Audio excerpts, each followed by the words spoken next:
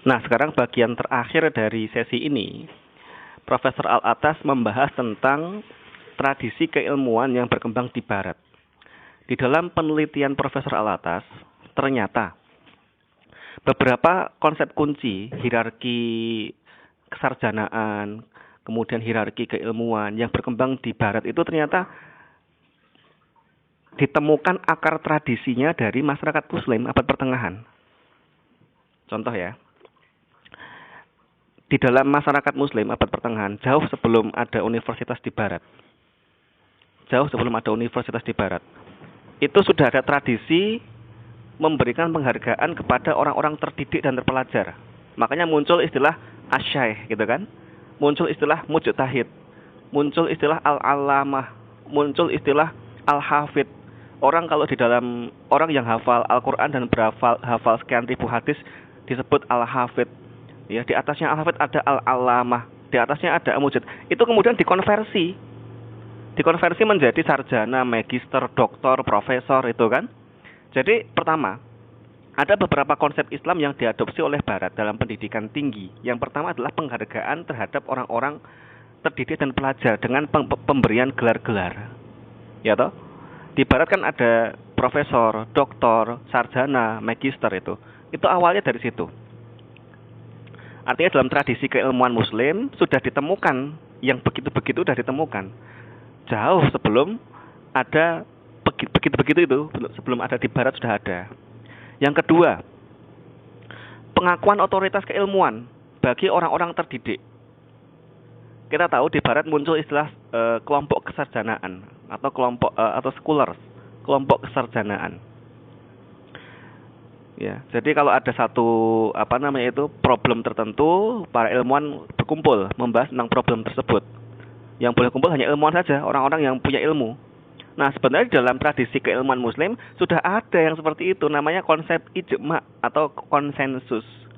Ketika ada permasalahan dalam bidang-bidang hukum, terutama hukum ya, para ahli hukum atau fuqaha atau ahli fikih gitu ya, berkumpul untuk membahas status hukumnya.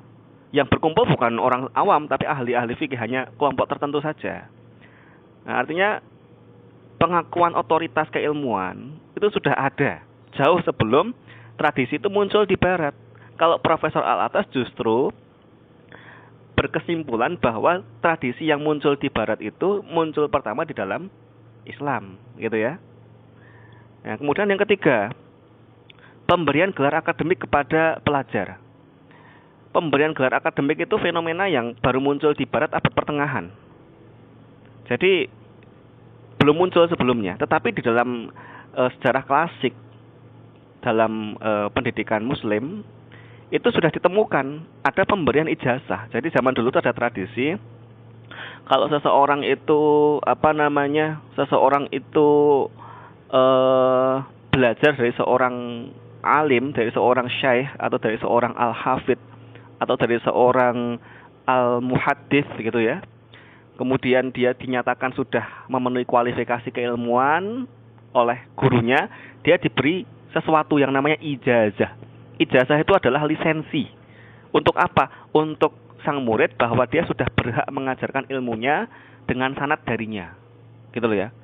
Nah, lisensi di dalam Barat tuh menurut Profesor Al-Atas justru mengambil dari tradisi ijazah di dalam tradisi keilmuan Muslim. Gitu ya. Kemudian yang keempat, konsep dalam perguruan tinggi. Misalnya pada kata university. University itu sebenarnya itu diterjemahkan dari kata kuliah. University itu apa sih? Uni itu kesatuan, versity itu kan sekolah, kesatuan sekolah-sekolah.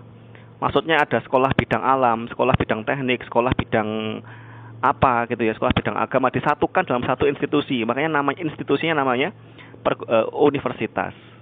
Jadi kalau universitas ya sudah pasti dia harus multidisipliner, bukan monodisipliner. Nah, menurut Al-Atas, dan Al-Atas mengambil beberapa referensi dari orientalis juga, bahwa kata university itu sebenarnya pada awalnya merupakan terjemahan dari kata kuliah. Jadi kalau sekarang kita kenal universitas di masyarakat Muslim dikenal dengan jamiah, pada zaman dulu bukan jamiah namanya, kuliah. Kuliah itu dari kata kulun. Kulun itu artinya semuanya. Kuliah itu artinya ya keseluruhan gitu loh ya. Jadi lembaga atau institusi yang mengajarkan tentang keseluruhan ilmu pengetahuan itu namanya kuliah gitu ya.